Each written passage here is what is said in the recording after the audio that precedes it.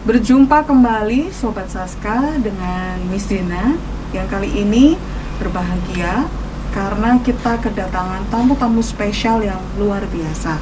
Kalau kalian mungkin melihatnya sedikit asing karena memang beliau-beliau ini bukan merupakan bagian dari warga SMK Negeri 1 Surakarta. Tapi percayalah, kita akan membahas tentang sesuatu yang sangat menarik. So, check it out.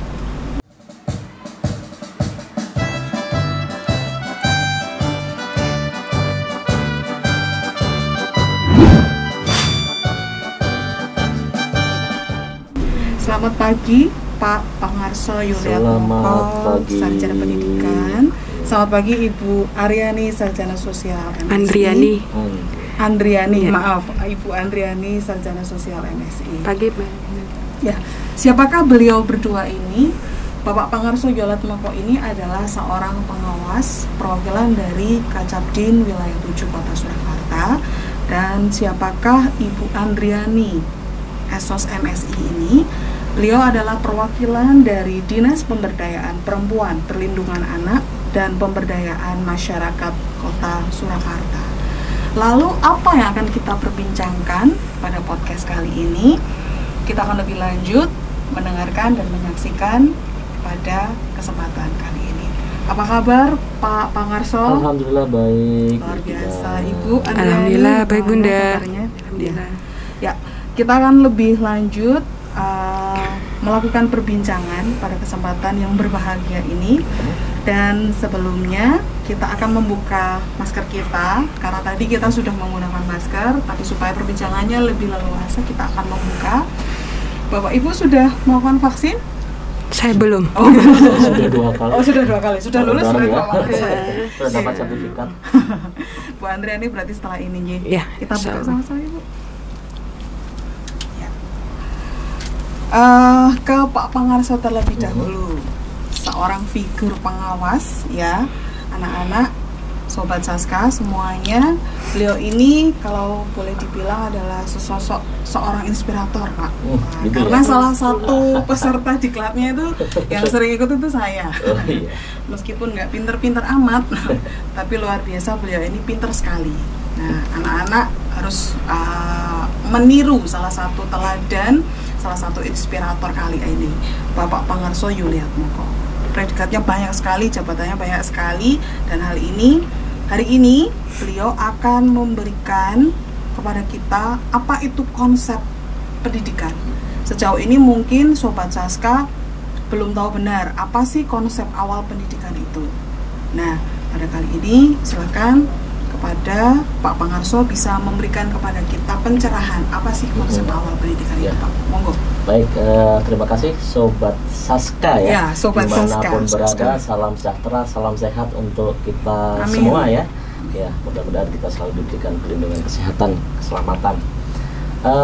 Sebelum saya menyampaikan terkait dengan apa tuh pendidikan itu, saya akan menyampaikan dulu bahwa setiap anak itu kan pasti punya potensi ya, punya potensi yang unik karena itu berbeda-beda. Karena setiap anak itu punya potensi yang berbeda-beda. Ya, walaupun anak itu nakal, walaupun anak itu kadang kita katakan tidak bisa diatur, tapi mereka punya keinginan untuk tetap belajar, keinginan untuk mandiri, dan mereka ingin menemukan jati dirinya sebenarnya. Jadi ingin menemukan jati dirinya. Nah, tugas kita di pendidikan ini bagaimana sosok seorang guru tuh bisa membantu anak mengoptimalkan potensinya, membantu anak untuk menemukan jati dirinya. Maka konsep pendidikannya di sini adalah di pendidikan itu kita diminta untuk menuntun. Ya, jadi konsep menuntun itu artinya kita berada di samping anak, ya, membimbing, mendampingi anak untuk menemukan potensi masing-masing sesuai dengan kodratnya, ya, menemukan potensinya, sehingga anak-anak itu akan bisa menemukan jati dirinya, akan bisa merasa sejahtera, merasa bahagia, merasa selamat, ya, sesuai dengan keinginannya mencapai masa depan. Itu fungsi pendidikan di sana. Jadi di pendidikan ini tugas kita sebagai guru itu tidak hanya sekedar kita mengajar anak, memberikan ilmu saja, tapi harus juga mendidik, ya, mendidik, menuntut anak. Jadi kompetensi anak itu kan komplit ya, harus ada sikapnya bagus, pengetahuannya bagus, keterampilannya pun harus bagus, baru dikatakan anak ini kompeten. Apalagi anak di SMK. Ya, apalagi anak di SMK, anak yang kompeten itu kan harus seimbang semuanya, sikapnya, soft skillnya bagus, hard skillnya bagus, karakternya bagus, itu baru dikatakan anak yang kompeten, ya, dikatakan anak yang kompeten. Nah, kalau anak hanya lulus dapat ijazah saja, tidak ada skillnya, ya tidak ada gunanya, ya tidak ada gunanya. Jadi kalau anak-anak SMK lulus itu kan harapannya bisa kerja di industri, ya, bisa kerja di industri, bisa kerja di perusahaan. Nah, sekarang itu perusahaan itu banyak mencari tenaga kerja, lulusan juga banyak, tapi mereka merasa sangat sulit mencari anak-anak yang kompeten. Kenapa? Ya, anak-anak itu lulus hanya bawa ijazah saja, tapi bawa skillnya itu tidak ada. Nah, itu maka konsep pendidikannya di sini kita harus seluruhnya, sikapnya bagus, pengetahuannya bagus, keterampilannya juga bagus.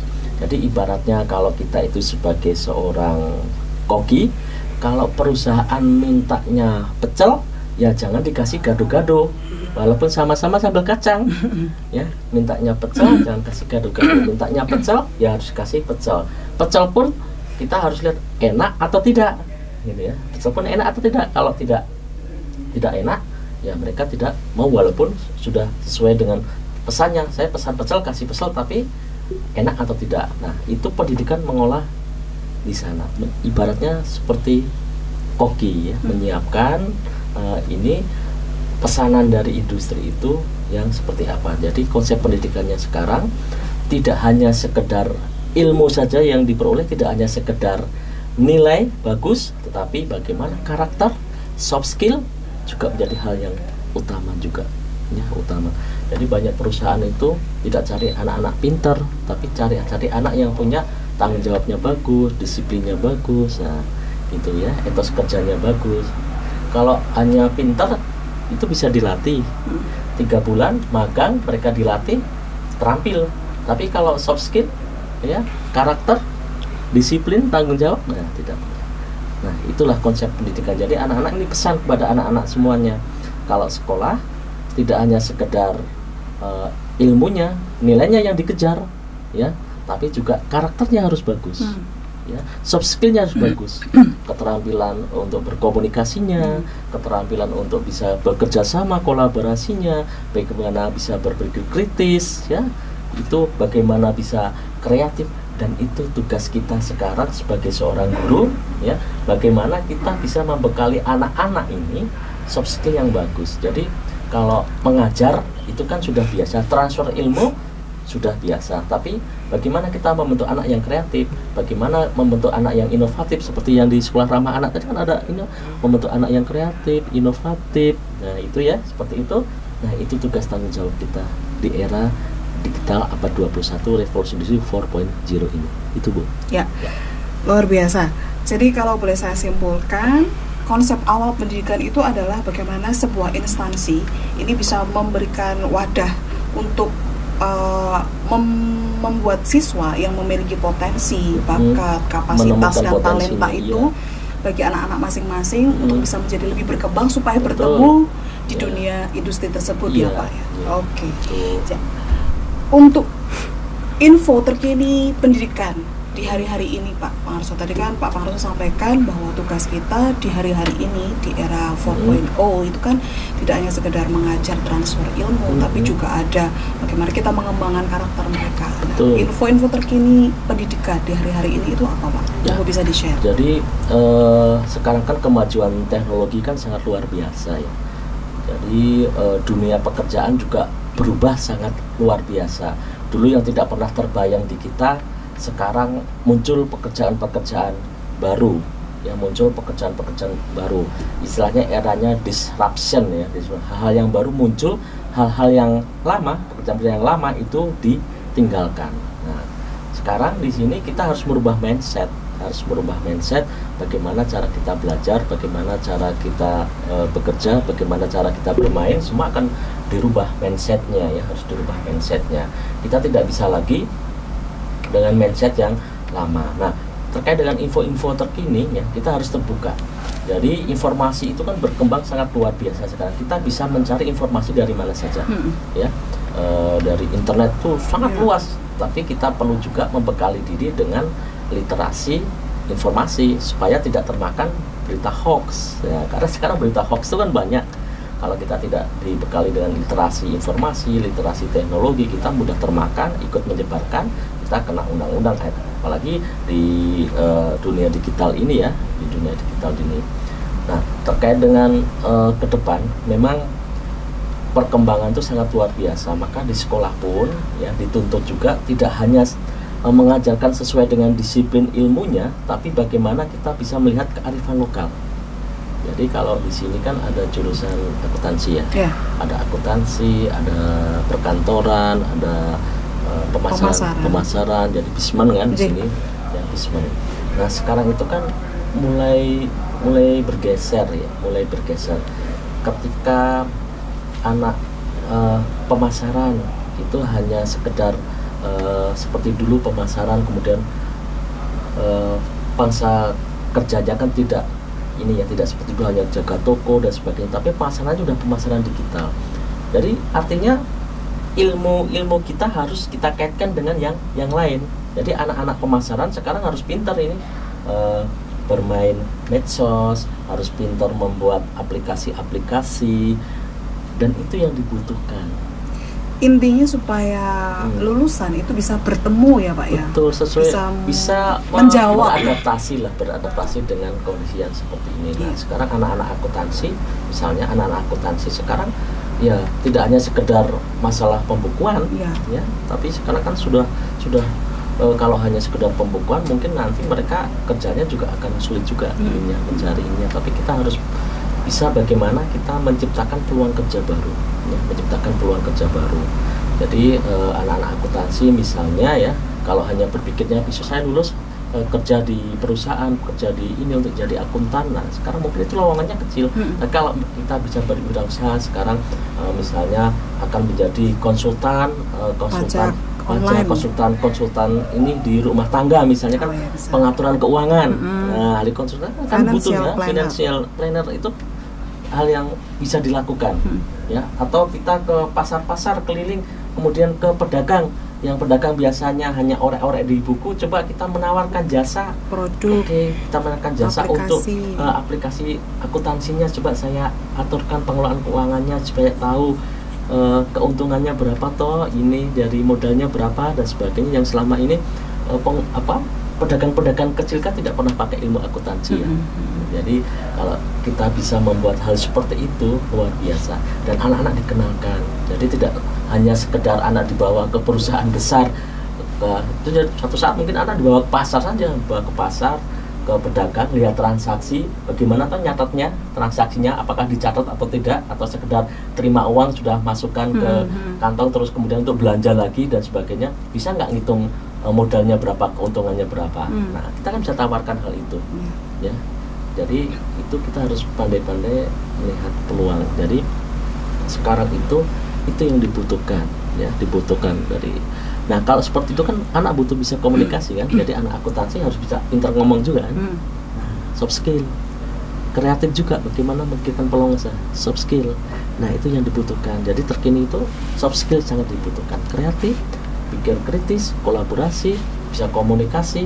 Maka di sekolah itu anak-anak biasakan berkomunikasi, karena saya masih lihat anak itu sering malu kalau suruh komunikasi, itu sering malu, suruh bertanya malu, suruh mengungkapkan idenya apa masih malu karena tidak terbiasa. Maka sekarang banyak-banyaklah guru-guru itu meminta siswa untuk mengeluarkan ide mereka biar berkomunikasi ya, bisa mengeluarkan apa yang ada di pikirannya supaya mereka nanti terbiasa. Karena itu kalau tidak dibiasakan ya akan jadi pemalu. Ya, rata-rata anak SMK itu minder ya, ketika lulus mereka mau bekerja itu kan minder, saya takut saya tidak punya kemampuan, saya takut ini, karena itu malu, karena mereka. Nah ini tugasnya sekolah, jangan sampai ketika lulus anak itu masih merasa minder ya, jangan. Karena saya yakin mereka pasti punya keterampilan dan itu mereka punya potensi. Ya, itu. Wah, luar biasa sekali. Harusnya ini menjadi satu pencerahan bukan cuma untuk pihak sekolah tapi juga untuk Sobat Saska semuanya, bahwa info terkini bahwa anak-anak, bahwa murid, siswa semuanya itu harus belajar dan mengejar ya Pak ya. Iya. Mengejar bagaimana keterampilan soft skill sekalian untuk bisa menjawab kebutuhan masyarakat hari-hari ini yang mungkin dulunya itu tidak pernah terpikirkan, seperti pembelajaran online, kemudian kebutuhan pekerjaan online yang saat ini dibutuhkan. Oleh karena itu, mari bekerja bersama-sama antara pihak sekolah dan juga anak-anak bagaimana bisa mewujudkan, menciptakan satu sinergi yang bisa menjawab kebutuhan dunia di hari-hari ini. Oke, terima kasih Pak Pangarso untuk pencerahannya, sharingnya, berbagi ilmunya. Dan kita menuju ke tamu berikutnya dari Dinas Pemberdayaan Perempuan, Perlindungan Anak dan Pemberdayaan Masyarakat Kota Surakarta. Ibu Andriani, apa kabar? Baik, luar biasa, alhamdulillah. Nah, ya Ibu, kalau tadi kita sudah berbincang banyak dengan Pak Pangarso berkenaan dengan pendidikan, konsep awalnya bagaimana, yang saya rasa konsepnya itu sudah bergeser ya, yang dulunya konvensional sekarang mungkin secara terpaksa dalam tanda kutip harus mengejar ketertanggalan. Dipaksa zaman ya Pak ya. Harus bergeser menuju masyarakat yang modern. Nah, ini tentunya juga akan menggeser fungsi dari sekolah yang dulunya hanya sebagai tempat belajar secara konvensional. Kita juga harus menyiapkan sebuah instansi yang tentunya memberikan wadah bagi siswa untuk mereka bisa belajar, tidak hanya belajar secara akademis saja, tapi juga seperti yang tadi Pak Pangarso bilang, soft skill-nya. Nah, oleh karena itu ada satu term atau istilah yang menyatakan tentang sekolah ramah anak, Ibu. Nah, sekolah ramah anak itu diawali dari kota layak anak dulu. Ya, seperti yang sudah saya baca sebelumnya, Solo itu adalah salah satu kota layak anak, memiliki predikat kota layak anak dari mulai tahun 2017 deh. Sebenarnya 2014 menuju ke 2017 dengan predikat yang 19 sampai 19. 2019 ya. Kota layak anak dengan predikat utama yang terakhir. Monggo Ibu Andriani bisa di-sharingkan kepada Sobat Saska, apa sih kota layak anak itu bagi kami semuanya? Terima kasih Bunda. Selamat pagi menjelang siang Sobat-Sobat Saska. Tadi sudah disebutkan saya Mbak aja deh, Mbak apa Ibu? Saya Andriani, kebetulan saya dari Kasih Pengembangan dan Perlindungan Anak. Kalau kita bicara tentang kota layak anak, itu memang satu perwujudan di mana pemerintah benar-benar ingin mewujudkan hak-hak pemenuhan dari hak-hak anak. Kan sudah kita ketahui bahwa di dalam Undang-Undang Dasar pun bahwa anak-anak itu juga harus dilindungi. Kalau kita sebutkan tentang anak itu adalah usia dari 0 sampai 18 tahun yang harus kita lindungi hak-haknya. Apa sih hak-haknya anak itu? Kita mempunyai hak-hak dasar anak seperti hak dasar. Hak dasarnya itu adalah hak hidup, tumbuh kembang, perlindungan dan partisipasi. Dari keempat hak ini harus kita lindungi. Dan dalam kurun waktu berkembang ternyata hak-hak dasar ini banyak sekali yang secara tidak langsung maupun langsung itu dilanggar, baik oleh keluarganya, baik oleh masyarakat, ya. Seperti banyak kita dengar banyak kasus-kasus kekerasan anak, banyak kasus-kasus pelecehan seksual, ya. Apalagi dalam perekonomian yang sekarang ini sangat karena pandemi ini, itu banyak sekali kasus-kasus yang merugikan anak untuk mewujudkan haknya, ya. Dan dari itu berkembang, pemerintah juga telah mewujudkan 5 konvensi hak anak, hak dasar haknya itu. Jadi anak-anak itu dari 5 itu ada namanya hak sipil kebebasan. Jadi anak itu juga butuh untuk mendapatkan hak administrasinya, ya, seperti akte kelahiran, dia harus diakui di negara itu bahwa dia itu lahir di satu tempat. Dan ada juga namanya hak pengasuhan alternatif. Jadi mungkin di dalam satu lingkungan ada anak yang tidak diasuh oleh orang tua, tapi dia mempunyai tempat tersendiri. Misalnya kayak di panti, misalnya dia juga butuh secara psikologi untuk mengutarakan misalnya dia punya masalah dan lain-lain. Dan hak pendidikan, hak kesehatan, itu semua ada di 5 konvensi anak, dan terutama adalah di perlindungan khusus. Nah, hak seperti itulah yang sekarang juga tercantum dalam Undang-Undang Perlindungan Anak. Jadi kita tidak bisa semena-mena untuk menjudge anak itu. Itu ada undang-undangnya tersendiri dan juga ada hukumannya. Dan itu merupakan kota layak anak itu adalah komitmen bersama, baik dari pemerintah, dari legislatif, yudikatif, ada juga yang dari dunia usaha, dari media, lembaga masyarakat, lembaga pemerhatian anak, itu semua menjadi satu untuk mewujudkan pemenuhan hak-hak anak ini. Dan salah satunya adalah di hak pendidikan. Itu menjadi salah satu indikator dari terwujudnya kota layak anak itu sendiri. Dan alhamdulillah di kota Solo ini sudah mewujudkan kota layak anaknya sebagai pengimplementasi dari perwujudan hak anak itu. Seperti salah satunya adalah di hak pendidikan. Diharapkan semua anak yang berusia sekolah harus sekolah. Ya, jadi tidak ada lagi anak di kota Solo yang tidak sekolah. Karena itu satu merupakan haknya, apalagi kemarin itu baru 9 tahun wajib belajar. Tapi ini kita menikah menjadi 12 tahun wajib belajar. Jadi anak-anak itu diharapkan mempunyai ijazah lulus SMA atau SMK. Dan di pendidikan, satuan pendidikan manapun itu juga harus dapat mewujudkan pemenuhan hak anak itu. Karena sepertiga waktunya itu 8 jam itu adalah di sekolah. Sehingga bagaimana kita bisa menciptakan kenyamanan di sekolah, bagaimana tenaga pendidik itu juga bisa bersama-sama mendampingi anak-anak dalam mewujudkan kenyamanan dia di sekolah, seperti dia nyaman di rumahnya.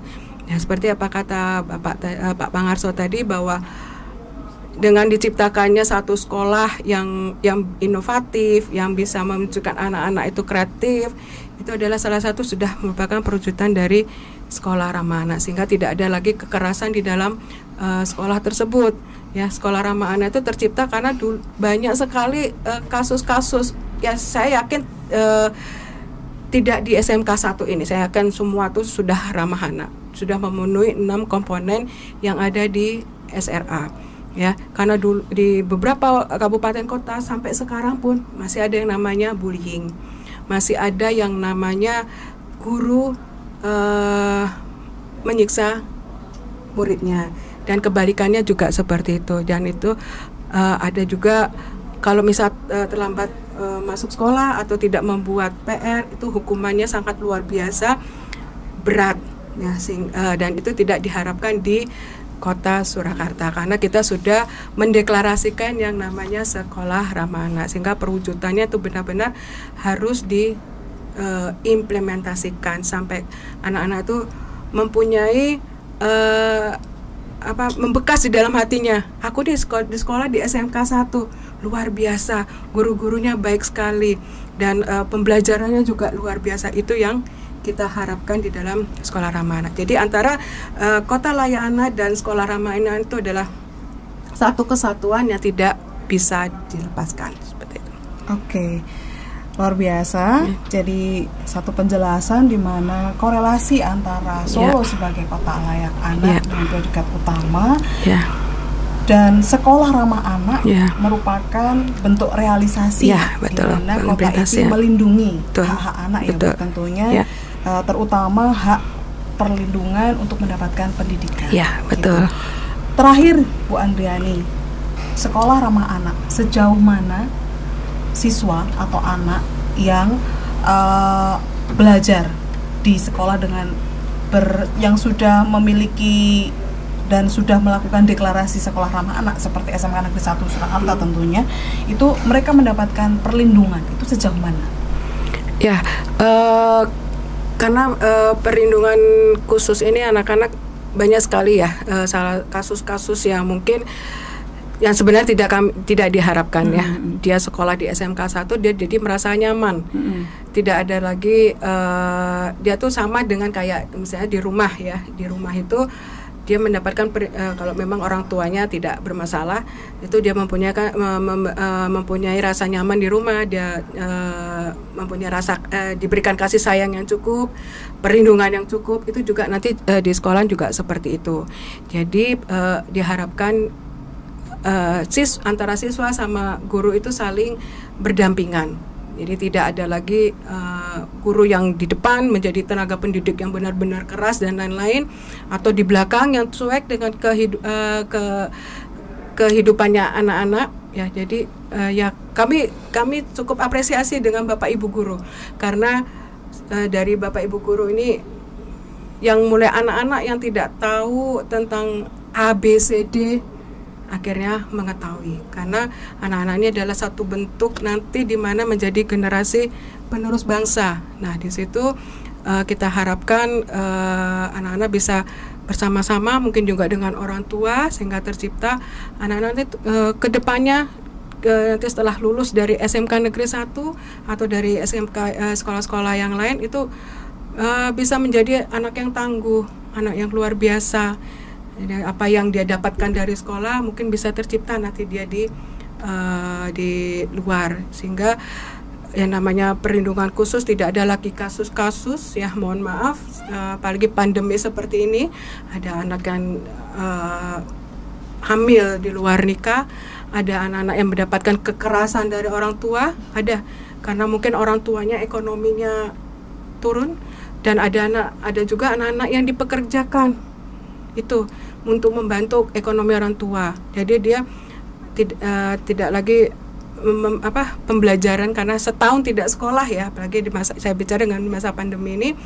Jadi anak-anak itu tidak memikirkan sekolah, malah membantu orang tuanya, dan orang tuanya ya sudah, sekolah untuk apa? Karena kan tidak ada, saya juga tidak bisa karena tidak bisa memberikan namanya, kalau orang tua yang mohon maaf yang pendidikannya menengah ke bawah kan juga sulit untuk mengikuti. Bukan hanya itu saja, saya sendiri juga, kalau saya pikir memang sekarang kan tingkat pendidikannya kan sekarang kurikulumnya tuh sudah luar biasa, sehingga saya tidak bisa mengikuti juga. Nah seperti itu, sehingga anak-anak bisa bersama-sama nanti untuk perlindungannya tuh kami harapkan dari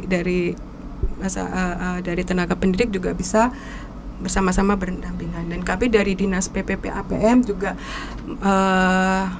mari kita bersama-sama berkolaborasi. Mungkin dari SMK 1 butuh misalnya ada anak-anak yang butuh seperti butuh untuk pendampingan, misalnya dia karena pandemi seperti ini dia tertekan atau dia harus bekerja dan lain-lain. Kami punya namanya Puspaga Bunda, Pusat Pembelajaran Keluarga. Kami punya psikolog, kami punya konselor psikolog, dan kami juga ada namanya PT PAS. Jadi Pusat Pelayanan Terpadu Perempuan dan Anak. Itu nanti kalau ada kasus-kasus, tapi kita harapkan tidak ada lah ya, di SMK 1 ini. Nanti mungkin bisa kami dampingi, kami sama-sama nanti untuk anak-anaknya supaya lebih bisa tidak terganggu kejiwaannya karena pandemi seperti ini. Gitu. Oke, jadi kalau boleh saya simpulkan, sejauh apa sekolah ramah anak itu melindungi anak-anak, itu berarti sejauh anak-anak ini merasa diterima, betul. Sejauh mereka merasa diterima, mereka merasa nyaman, kemudian kembali ke konsep pendidikan tadi, bahwa mereka akan merasa memiliki tempat, memiliki support orang-orang yang berada di sekitarnya untuk menggali potensi, untuk kemudian meningkatkan bakat dan kapasitas mereka, dan tentunya supaya semuanya itu untuk mengembangkan dirinya dalam rangka menjawab kebutuhan era 4.0 luar biasa. Ya, pada akhirnya kami mengucapkan terima kasih Pak Paharso, Ibu Andriani. Semoga kedepannya Ibu dan Bapak sehat, dan Amin, kedepannya amin. juga kami para Sobat Saska semakin boleh berkembang, semakin maju, dan SMK Negeri 1 Surakarta tetaplah jaya, Jaya, jaya. Sip.